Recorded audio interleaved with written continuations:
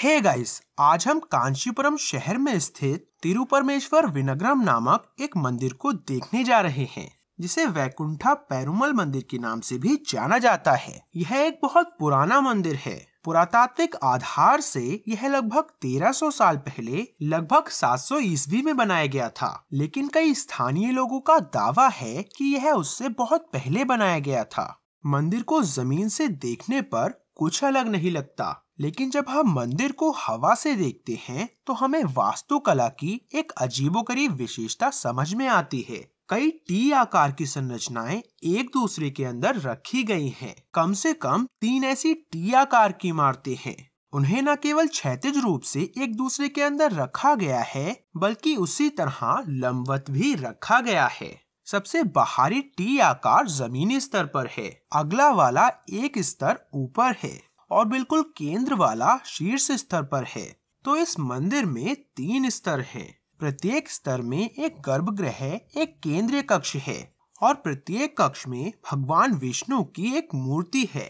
तो विष्णु की 3 मूर्तियां हैं। जमीनी स्तर पर उन्हें बैठे हुए दिखाया गया है। यदि आप अगले स्तर पर जाते हैं तो आप उन्हें लेटी हुई स्थिति में देख सकते हैं। इस स्थिति में उन्हें वैकुंठा पेरुमल के रूप में जाना जाता है। यही कारण है कि इस मंदिर को वैकुंठा पेरुमल मंदिर के नाम से भी जाना जाता है। सबसे शीर्ष स्तर पर वे खड़ी हुई अवस्था में हैं। इन 3 मुद्राओं के पीछे के दर्शन के बारे में सोचें। हम उन्हें अलग अलग मुद्राओं में क्यों देखते हैं और हमारे पास विष्णु की 3 मूर्तियां क्यों हैं? कृपया मुझे अपने बहुमूल्य विचार कमेंट सेक्शन में बताएं। अब यदि आप इस मंदिर में जाने की योजना बना रहे हैं तो 11वें चंद्र दिवस वाले दिन जाने का प्रयास करें, जिसको हिंदू धर्म में एकादशी कहा जाता है। मैं यह क्यों कह रहा हूँ? क्योंकि उस दिन सुबह 8 बजे से दोपहर 12 बजे के बीच आगंतुकों को अगले स्तर तक चढ़ने की अनुमति होती है। अन्य सभी दिनों में आगंतुकों को केवल जमीनी स्तर देखने की अनुमति होती है। लेकिन यदि आप उस दिन जाते हैं तो आप अगले स्तर पर चढ़ सकते हैं और भगवान विष्णु को आराम की स्थिति में भी देख सकते हैं। आप इस स्तर पर विभिन्न नक्काशियों का भी आनंद ले सकते हैं। जब आप हवा से डिजाइन को देखते हैं तो यह काफी अनोखा होता है।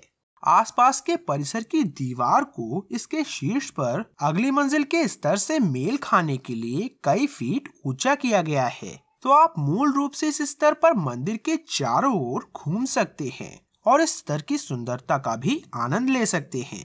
ऐसा डिजाइन इस क्षेत्र के अन्य मंदिरों में लगभग कभी नहीं देखा गया है।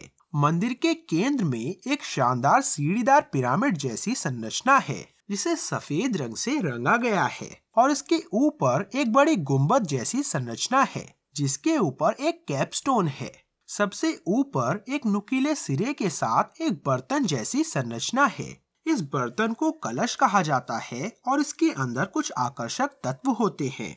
यदि आप पूरे मंदिर के लेआउट को देखें तो यह हमें कैलाशनाथर मंदिर की बहुत याद दिलाता है, जो यहाँ से लगभग 1 मील की दूरी पर स्थित है। इस मंदिर के ठीक बगल में एक मंदिर का तालाब भी है, ठीक उसी मंदिर की तरह। बड़ा अंतर यह है कि कैलाशनाथर मंदिर जहाँ भगवान शिव को समर्पित है, वहीं यह मंदिर भगवान विष्णु को समर्पित है। दरअसल ये मंदिर विष्णु के दिव्य मंदिरों में से एक माना जाता है।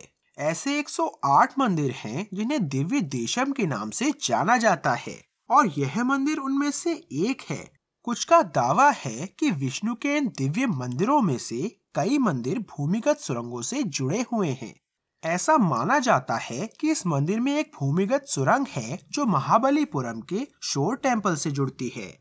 ध्यान रहे, शोर टेम्पल लगभग 50 मील दूर है, जिसका मतलब है कि इन 2 मंदिरों को जोड़ने के लिए भूमिगत सुरंग को 50 मील लंबा होना होगा। यह एक असंभव कार्य प्रतीत होता है, लेकिन स्थानीय लोगों का दृढ़ विश्वास है कि ऐसी सुरंग मौजूद है और वे यहाँ तक कहते हैं कि अंग्रेजों ने अपने शासन के दौरान इस गुप्त सुरंग को उजागर करने की कोशिश की थी और इसके प्रवेश द्वार को स्थानीय लोगों ने सील कर दिया था।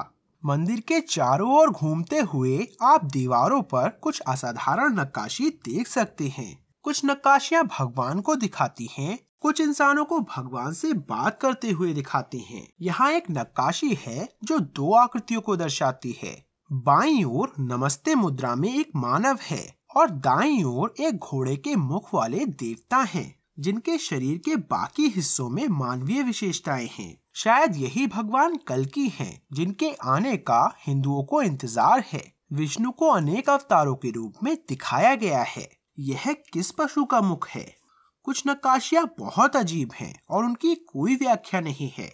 यह क्या हो सकता है? क्या यह क्षरण के कारण है या उन्हें इसी तरह से उकेरा गया था? ऐसी नक्काशियां हैं जो विभिन्न गतिविधियों को दर्शाती हैं। कुछ दैत्य या देवता हैं और उन्हें मनुष्यों के साथ दिखाया गया है। मनुष्यों को अक्सर देवताओं की मदद करते हुए या उन्हें चढ़ावा चढ़ाते हुए दिखाया जाता है। दीवारों पर युद्ध के दृश्य भी स्पष्ट रूप से उकेरे गए हैं। लगभग सारी दीवारें नक्काशी से सजी हैं, जिसमें जानकारी का खजाना है। याद है, मैंने आपको प्राचीन काल में भारत आने वाले चीनी यात्रियों की नक्काशी दिखाई थी। उनमें से कुछ नक्काशियां इसी मंदिर की हैं। भारत और चीन के प्राचीन संबंधों को दर्शाने वाली कई ऐसी नक्काशियां यहाँ पाई गई हैं। यहाँ एक और नक्काशी है जो कुछ दिलचस्प दिखाती है। यहाँ क्या हो रहा है? बाईं ओर एक विशाल आकृति को दाईं ओर एक छोटी आकृति के सर पर कपड़े का एक टुकड़ा बांधते हुए दिखाया गया है। यह विशाल आकृति कौन है? यह भगवान विष्णु हैं। आप शंख को देख सकते हैं, जो भगवान विष्णु के उपकरणों में से एक है। भगवान विष्णु राजा परमेश्वर वर्मन को मुकुट पहना रहे हैं या राज्याभिषेक कर रहे हैं। इस मंदिर का नाम इसी राजा के नाम पर रखा गया था। हम उसी नक्काशी में एक और दिलचस्प आकृति भी देख सकते हैं, जो हाथ का संकेत दिखाती है। यहाँ वह हमें राजा के राज्याभिषेक को देखने के लिए कह रहा है, जो शायद इस मंदिर के निर्माता थे। यह हस्त संकेत इस क्षेत्र के मंदिरों की खास विशेषता है। हाथ हमेशा किसी महत्वपूर्ण चीज की ओर इशारा करते हैं, और अगर हम इन हाथ संकेतों का पालन करते हैं तो हम बहुत सी चीजें समझ सकते हैं। और ये हाथ के संकेत इंसानों तक ही सीमित नहीं हैं।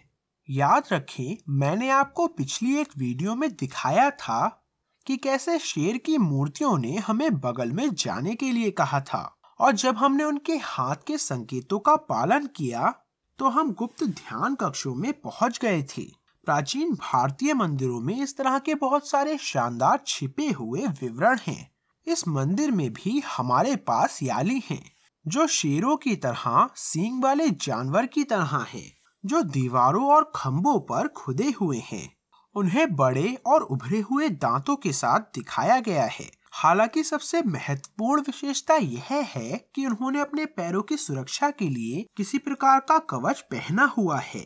यह बहुत हद तक शिन गार्ड के समान है, जिसका उपयोग आधुनिक समय के सॉकर खिलाड़ी करते हैं। मुझे पता नहीं है कि यह विवरण मानव कल्पना से आया है या प्राचीन काल में जानवरों पर कवच लगाने की ऐसी प्रथा मौजूद थी। इनमें से कई खंभों में काफी क्षरण हो चुका है और कई नक्काशियां समय के साथ नष्ट भी हो चुकी हैं। कुछ नक्काशी क्षरण से पूरी तरह से नष्ट हो गई हैं और आकृतियां पूरी तरह से पहचानने से परे हैं। मंदिर की बाहरी दीवारें इस बात का एक उत्कृष्ट उदाहरण हैं कि कैसे हमने सैकड़ों अमूल्य नक्काशियों को खो दिया, जो हमें बहुमूल्य जानकारी दे सकती थी। मंदिर परिसर के भीतर एक कोने में भारत के नाग देवताओं नागों को समर्पित एक छोटा मंदिर है। नागों को आधा मानव और आधा सरीसृप दिखाया गया है और उन्हें अलौकिक शक्तियों के साथ दिव्य प्राणी माना जाता है। हजारों वर्षों से प्राचीन लोगों ने नागों की पूजा की है और इस प्रथा का आज भी सख्ती से पालन किया जाता है, खासकर महिलाओं के द्वारा। हम मंदिर में विभिन्न शिलालेख भी देख सकते हैं। इन अभिलेखों से पता चलता है कि प्राचीन काल में सोने का उपयोग मुद्रा के रूप में कैसे किया जाता था, और ये हमें उस समय के सामाजिक, राजनैतिक और आर्थिक पहलुओं के बारे में भी बताते हैं। इसलिए यदि आप कभी कांचीपुरम शहर जाने की योजना बनाते हैं तो कृपया इस शानदार मंदिर में जाएं और सुनिश्चित करें कि आप एकादशी के दिन सुबह 8 बजे से दोपहर 12 बजे के बीच दर्शन करें। मुझे उम्मीद है कि आप लोगों को यह वीडियो पसंद आया होगा। मैं प्रवीण मोहन, वीडियो देखने के लिए बहुत बहुत धन्यवाद। सब्सक्राइब करना ना भूलें और सभी अपडेट्स पाने के लिए घंटी के बटन को भी क्लिक करें। कृपया इस वीडियो को लाइक करें और अपने दोस्तों के साथ शेयर करें और मैं आपसे जल्द ही बात करूंगा। बाय।